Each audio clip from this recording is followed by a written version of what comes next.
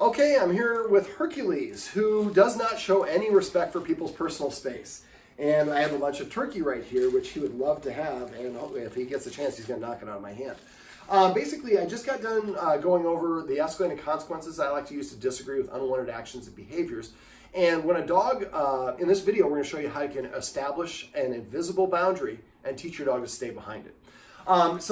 These dogs basically don't have a lot of rules, and as a result, I think that they are confused as to what their position is in the house.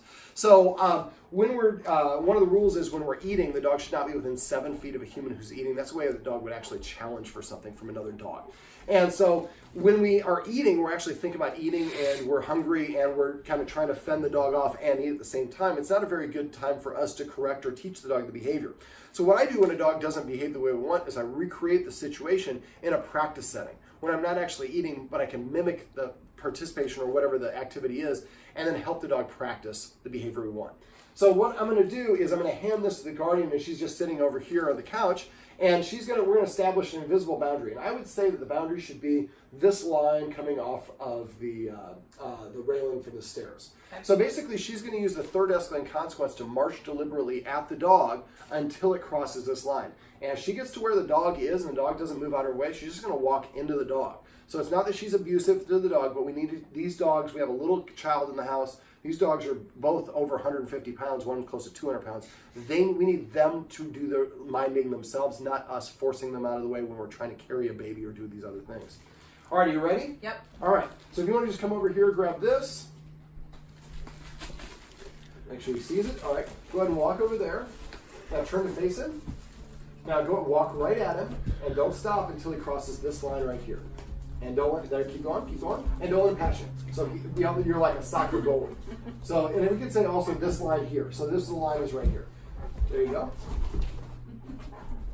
There you go. Stop. And to go to the side. There you go. Flip-flops are making it hard. All right, so he sat down, but he's still in the area. So walk right into him again. Keep going. There you go. Stop right there.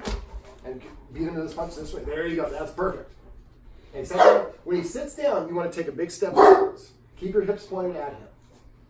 And then take another step backwards. And if he gets up, you're going to rush at him. Take another step, and as you step backward, move the hand down. There you go. And it's open. Carefully, you don't let lunge feet out. And then take a step back towards where you were. And then take another step backwards. Now turn to face the sink.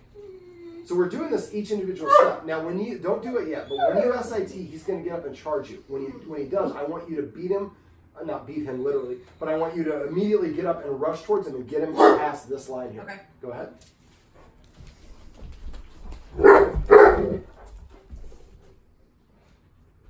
Step back.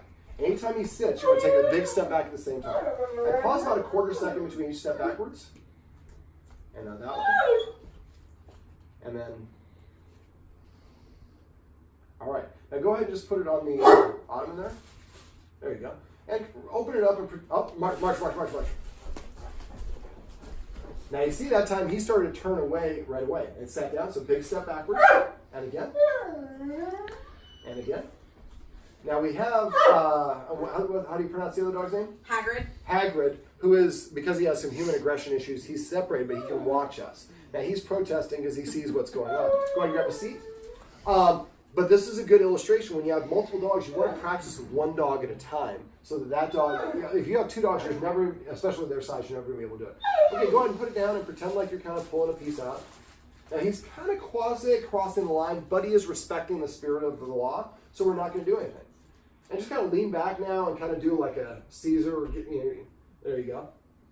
Just because you're eating doesn't mean the dog gets to invade your personal space. Now, right now, this is a practice setting, and it's best to do this after exercising the dogs if you can and give them a recovery period. Oh, rush. And try to leave it there. You go. Leave it there. I would try to leave it there, yeah. Okay. And then block, and that gives it more of a target. There you go. Keep going. Great. Give him a punch. Giant step backwards. Step. One more. Ironically, the last time I did this video, it was with a Great Dane. So grab a seat again, and let's put it on the deal. And just kind of lean back and enjoy it. Now, we don't want to make this too long at first. At first, it should be just as soon as he lays down, we kind of take a bite or two, then we put it up, and we're done. But after a while, now he laid across it, but again, he's respecting the spirit of the law. Now, if he does this and starts belly crawling, then I make him back to 0 tolerance. But once he's done this, then we're not going to do it now, but in the future it is. That was when I would go ahead and put this away and put that stuff back in the fridge. No, you don't have to do it now. Okay. And then, but maybe on the way, give him a treat and let him know, I appreciate what you're doing. Now, we can also augment this by teaching him to leave the area. So to do that is kind of what I described off camera from the Guardians, is when you're hanging out in here, take a treat, touch his nose, and throw it beyond this line. And when he gets it, you're going to assign a command word. So maybe we say boundary. And then, so after we've done that enough, without the presence of any food or any reason, I'm happy to move beyond the boundary because that's where the treat lies. But I hear boundary each time. So then after we've done this enough times, when you go sit down with the baby and he starts you say boundary, he runs over there anticipating getting it.